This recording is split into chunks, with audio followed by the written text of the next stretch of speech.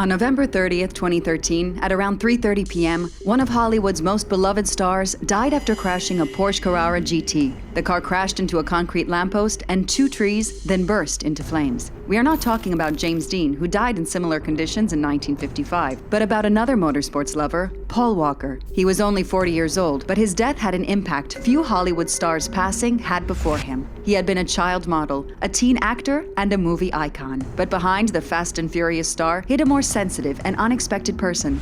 A man of many passions who tried to make the most out of his time on Earth, and a man who usually hid from the spotlight and tried to keep his philanthropy a secret. How did he become one of the most beloved actors in Hollywood? How did his tumultuous family life and the ups and downs of his career impact him? And of course, how did his lethal accident happen? What were the repercussions for the Fast and the Furious franchise and for his family? This is the story of Paul Walker's life and death.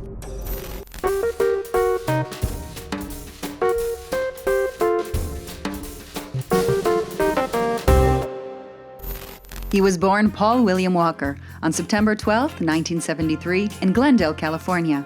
His mother, Cheryl Crabtree, was a fashion model, and his father, also named Paul William Walker, was a sewer contractor and a fighter. He had 4 brothers and sisters, and I think they were just a really middle-class, down-to-earth family.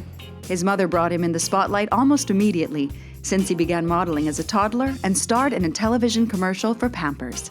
It's pretty common, in Los Angeles because it is available, so people will put their kids into commercials or show business early just to see, I guess, if they have any talent. And Paul was one of those that did, and he started in commercials and then moved on to being a child actor. And he was cast in other commercials before he went on to guest starring in some popular TV shows of the 80s. As he grew up, he began taking roles in television series such as Charles in Charge, Highway to Heaven, and Who's the Boss. He made his film debut in 1986 when he was selected to play the role of Professor Bennett in the horror comedy film Monster in the Closet. But his blossoming movie career didn't keep him from pursuing his studies. He graduated from Sun Valley's Village Christian School in 1991 and attended several community colleges in Southern California, majoring in marine biology, a field he chose not only because he loved surfing. He was a fan of the famous marine biologist Jacques-Yves Cousteau. He looked at him as an idol for the conservation work that he had done, and later that influenced him when he was able to do his own conservation work and really dedicate some of his work and studies to working with sharks and things that he did later on in life. I think it influenced him a great deal. And even though he had a genuine interest in marine biology, he realized his true calling was acting and decided to pursue acting as a full-time career. But coming of age was not easy for the young Paul Walker. As a teenager, Walker could be easily pushed into a fight. He was far from ready to settle down. He was in a lot of TV shows, and I think was probably making a good amount of money for a young kid. He was never in trouble with the law, as far as I know, but he had a reputation for sometimes getting in fights, and there's some stories about him sort of, getting in fights in parking lots with people that looked at him the wrong way, and so he had a lot of energy to get out, and he sometimes didn't do it the right way. I was actually raised in a family of fighters. My grandfather actually fought for the middleweight championship of the world twice in Madison Square Gardens. And my father was Golden Gloves. And so I guess it's in my blood. But Walker was growing up and about to definitively transition from TV shows to movies. He got his real break in 1998. He auditioned for Pleasantville with Reese Witherspoon and Tobey Maguire, and he got that pretty instantaneously, and that was a huge film at the time. And so that not only brought him back to acting, but made him a big star almost instantaneously. 1998 wasn't only a professional turning point for Walker, it was also the year his personal life changed forever. On November 4th, 1998, Rebecca McBrain, a one-time girlfriend, gave birth to Paul's only child, Meadow.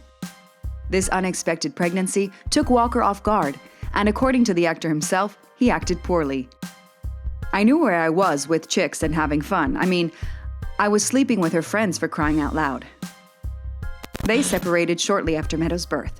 The actor cared about his daughter, but his career kept him from fulfilling his duties as a father. I think there were a lot of complications with his stardom was just really taking off then, and she was having a hard time with it. So she moved to Hawaii, and he did try to be present as much as he possibly could, but obviously the physical separation was difficult for them, and they didn't see each other that often. But he was very present in her life, and later on she did eventually decide to move back to California and live with him. But he was traveling a lot, and he was very young, and he just wasn't able to, be as present as he wanted to with her. At the same time, his career was about to explode. He appeared as a supporting role in hit movies like She's All That, The Skulls, and Varsity Blues.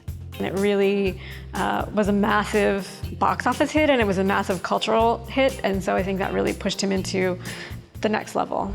And the big international break happened in 2001. Paul Walker was chosen to play the protagonist, undercover cop Brian O'Connor, in the action movie The Fast and the Furious, the first installment of the franchise.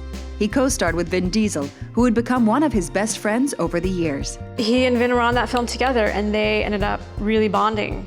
That film blew up again in a way that nobody could have predicted and made them both global superstars.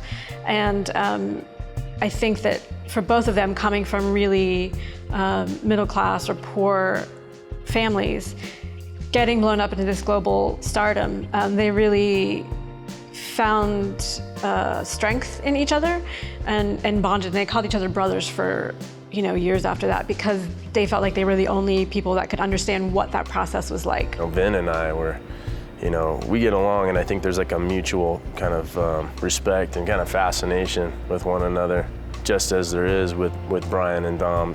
With his success, Walker became a leading actor of action films. In 2003, he played the same role in the second installment of the Fast and Furious saga.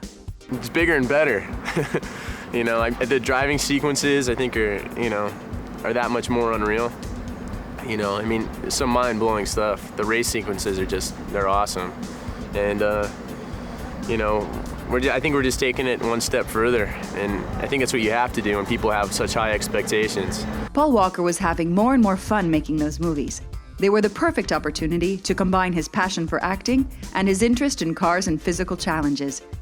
And each new Fast and Furious was an opportunity to make new friends. Paul he crazy, man. We be fighting and wrestling and all kind of slapping each other on the neck, man, forehead, just crazy. Great thing about Paul and Tyrese in this picture is that they really vibe together as just buddies, and it really translates to what's on film. They just click like this, man. They're two of the silliest knuckleheads I've ever met in my life, He then starred as a lead actor in a few other movies, but after Fast and Furious, his career wasn't always easy. He was a global superstar in many ways, but it was only really with the Fast and Furious franchise. His other films didn't do as well. He did try several different roles, and they received good reviews, but he just couldn't really get beyond being in the Fast and the Furious franchise. He did audition for Superman in the early 2000s, and he ended up turning it down because he didn't really want to be tied to something like that. Again, that goes back to his sort of two competing desires to act and also to just be a regular guy, and he felt like that was gonna be a bit too much for him. So he stuck with doing these other smaller films in between the Fast and the Furious, and they weren't very successful, unfortunately. The 2005 movie Into the Blue, in which he was paired opposite Jessica Alba, was a box office flop and received negative reviews. Into the Blue is a great example of one of those films.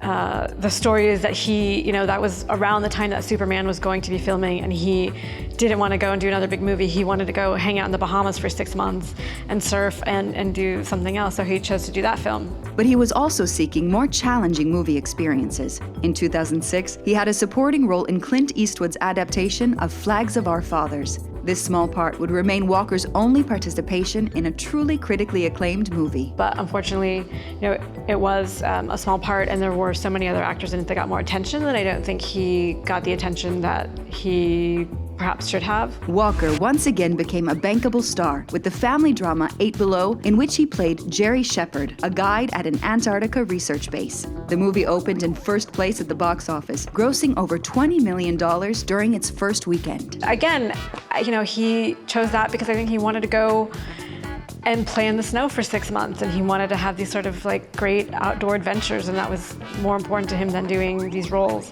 But after a few disappointing movies, sometimes released straight to DVD, Walker had to return to the Fast and Furious saga to meet success again. His life was definitely linked to his Brian O'Connor part.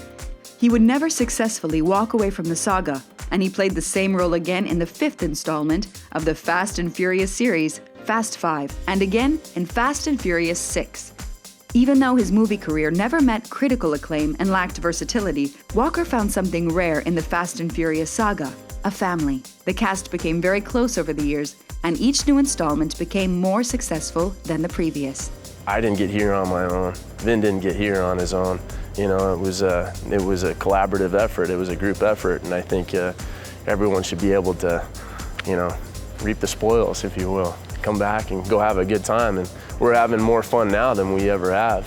I don't think anyone could have predicted how big that franchise would become. It's a really interesting case because now you look at what's happening in Hollywood and everyone is doing franchise movies, but they're all based on superheroes, or they're all based on comics, or they're based on old TV shows or something. There's nothing that's really original.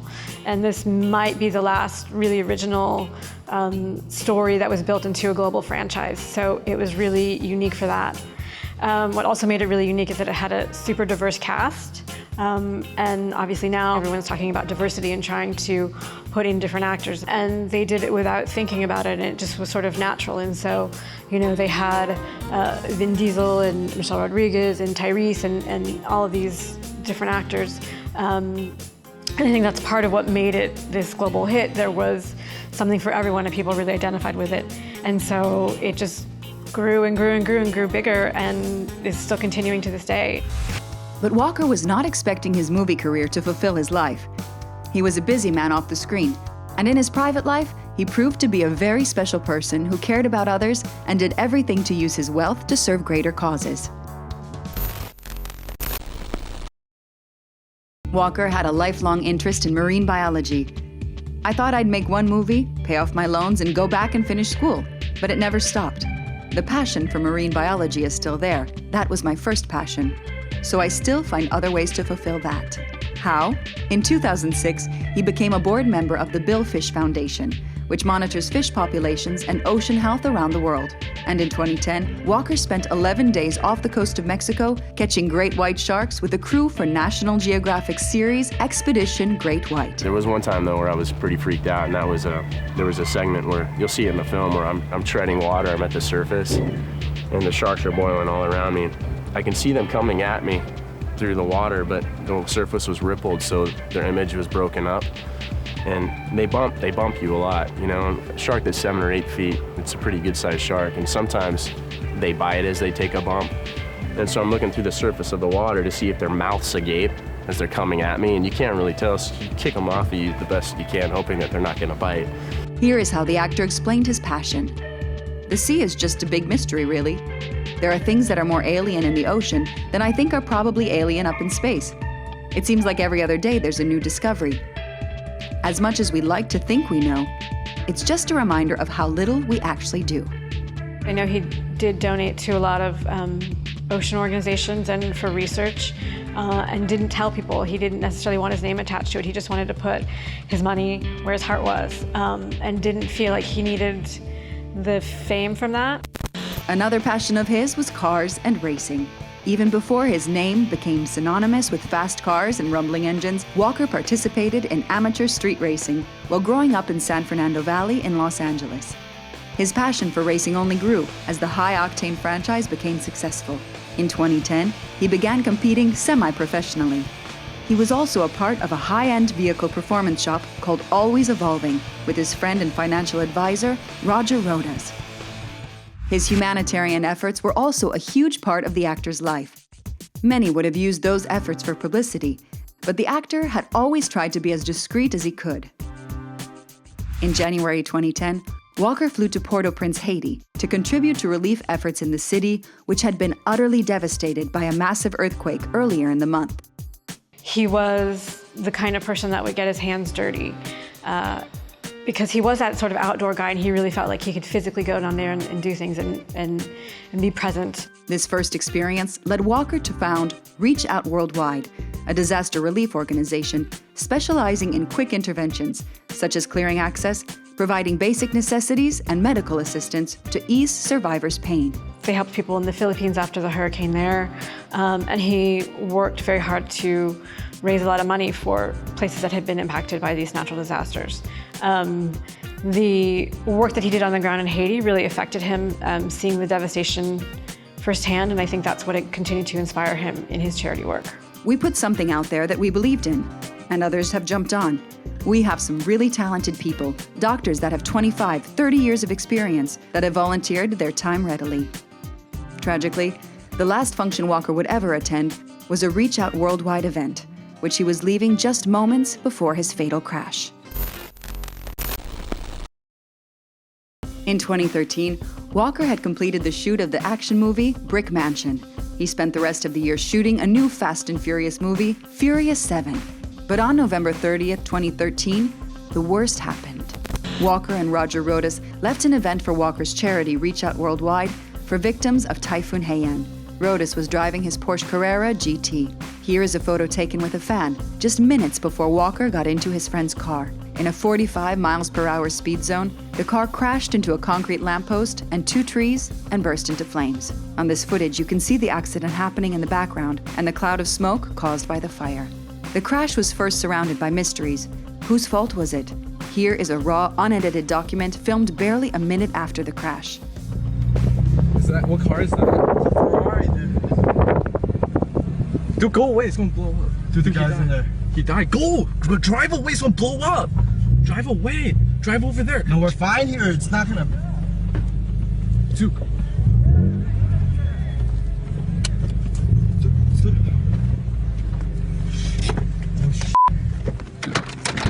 Don't get him out.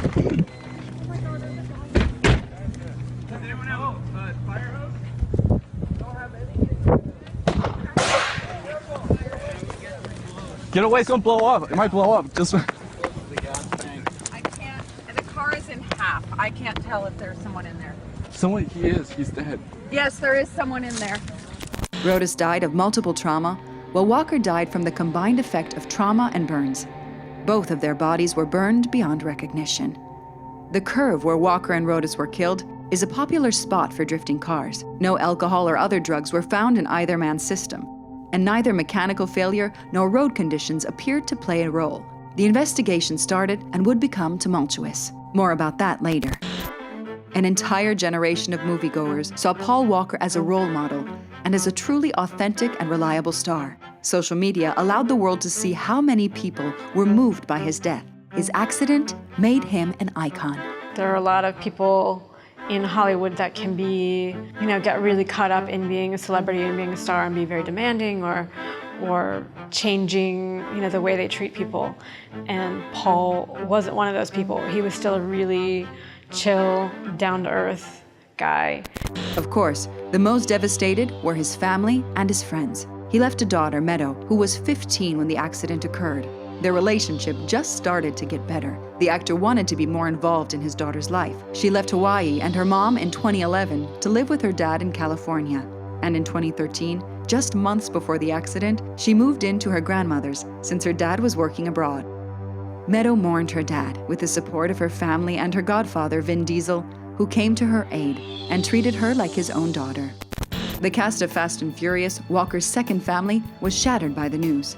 They had really, worked on that together for so long that I think everyone sort of felt like they lost a member of their family. The production of Furious 7 was shut down since Walker had not finished to shoot his scenes. Vin Diesel was affected as if he just lost a brother. And 2 years later, on a TV show, he explained the impact Paul had on his life when he was expecting his first child. I can remember just like yesterday, he said that to me. A lot of tough guys will tell you to wait in the hallway. Don't go in the delivery room. But Vin, go into that delivery room, be present, and cut that umbilical cord, and it will be the best day of your life. And so I did that, and it was the best day of my life. And so 6 months ago, when I was blessed to be in that same situation, I couldn't help but to remember Paul and his advice. As I'm cutting the umbilical cord, I'm thinking to myself, it's all because Paul Walker told me to go into the delivery room. And so once it came time to sign the name, I started writing Paul, and then just added INE. I think that's a really strong testament to how close they were. You know, he later expressed how much Paul meant to him and how he was really the one person that stood by him through that whole process, and I think it was a very big deal for both of them. His castmates have largely grieved in private, but one of them suffered more from this loss than the others. A few years after the crash, Michelle Rodriguez opened up about what the loss of Walker had meant to her. The shock of losing a trusted friend caused her to unravel. I actually went on a bit of a binge. I went crazy a little bit. A lot of the stuff I did last year, I would never do had I been in my right mind. Some of that stuff, of course, found its way into the tabloids. Rodriguez was photographed by paparazzi in a romantic embrace with British model Cara Delevingne, partying on a yacht with Justin Bieber, and getting intimately acquainted with Zac Efron. I was pushing myself to feel. I felt like nothing I could do could make me feel alive, so I just kept pushing myself harder and harder. I was traveling and I was having sex, and I was just trying to ignore everything that I was feeling. Her pain was still close to the surface, but she managed to discover a renewed sense of purpose and was finally on the mend. To honor Paul's life and career, it was decided Furious 7 would be finished with a modified screenplay in order to bring closure to Paul's character, Brian O'Connor. Themes that have been initiated or themes that have been planted, so to speak, in previous movies all come full circle here. Walker had shot most of his scenes. For the ones remaining, they chose to use CGI and, more importantly, to ask his brothers Caleb and Cody to stand in for the late actor. It sort of is a combination of the live acting from his brothers and some computer graphics that sort of finished the movie. And interestingly, his younger brother, looks incredibly like him. They're very, very similar. So I think that sort of is what made it work. Walker's two families joined forces to offer the fans the homage they were waiting for. And the movie was a huge box office success, grossing more than $1 billion worldwide. I think there was sort of probably a curiosity to see how they were going to wrap up that storyline. In the end, he sort of drives off into the sunset in a very cinematic way. And his character is still alive in that world, so to speak. So even though, you know, he did die, he's still alive somewhere in this sort of Fast and Furious family, you know, which I think sort of gave people a little bit of hope. This output of emotion even made history. The song See You Again on the Furious 7 soundtrack and its video clip, an homage to Paul Walker, became the second video to reach 4 billion views on YouTube and has remained one of the most successful videos of all time. You know, it's one of those things that you can't explain why it took off that way. I think it was just really sort of a cathartic emotion because that song is so very pure, and not only was written as a tribute to Paul, but also that song kind of has a meaning for anyone who has lost someone. In the meantime, the investigation regarding the crash was still ongoing, and the families of the two deceased decided to take legal action. You know, it's a very difficult situation because the families did sue Porsche, and Walker's daughter actually sued the family of the driver as well. So it got very complicated legally. Meadow accused Porsche of not installing sufficient safety features that were being advertised by them. She said the seatbelts were not up to standard. Walker's father also sued Porsche. In 2017, she agreed on a settlement with the company, but the terms were not publicized. Porsche never took responsibility for the crash since it was proven that they were speeding in a restricted area. All of the investigations indicated that he was speeding at the time. They varied on the speed estimate. The Los Angeles County Sheriff's Department estimated it to be up to 90 miles an hour in a 45 mile per hour zone. And in the end, what the investigators believed was there were two things. One, it was the speed that they were going at, and they simply shouldn't have been on the road going that fast. And then secondly, because the tires on the car were 13 years old, and the car wasn't driven very often. The grip of the tire didn't work well on the road, and that's why they ended up spinning out. But that was obviously the responsibility of the car owner to keep the car up to standard, and so it wasn't the fault of the company. The family of the driver did end up paying his daughter $10 million for his legal responsibility of speeding at the time. Meadow Walker went back to live with her mother and is the sole beneficiary of her father's $25 million fortune. She decided to follow her father's path and created a charity organization in 2015 called Paul Walker Foundation, using some of her father's assets. Announcing the launch of the foundation in 2015, Meadow wrote, "Reflecting on my father, I found myself reflecting on his passion for the ocean, his passion for rescuing animals, his passion for helping people, and his passion for spontaneous goodwill. I wanted to start this foundation because I wanted to share that piece of him with the world." I am tremendously proud to be launching the Paul Walker Foundation on his birthday. I can't think of a better way to celebrate my father. The Walker name and legacy lives on. His death highlighted his fights for a better world, and his fans finally discovered who the real Paul Walker was: a father, a loving friend, and a sincere philanthropist. His movies will forever be tied to an entire generation, and the ongoing Fast and Furious saga will carry his memory for the next generation.